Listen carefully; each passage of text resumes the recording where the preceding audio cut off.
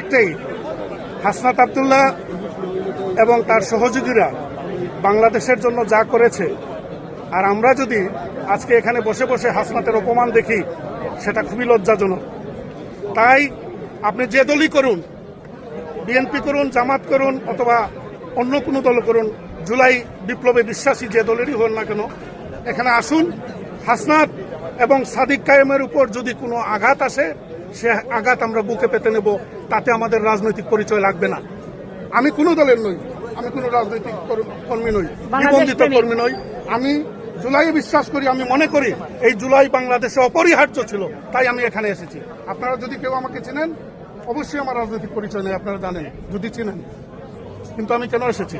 তাই অনুরোধ থাকবে, এই 17 বছরের ফ্যাসিস্ট থেকে যারা মুক্ত করেছে তাদের সম্মান রক্ষার্থে আমরা যা কিছু করার আমরা এখানে করে যাব।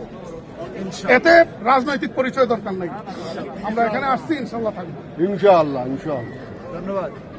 ধন্যবাদ, অসংখ্য ধন্যবাদ।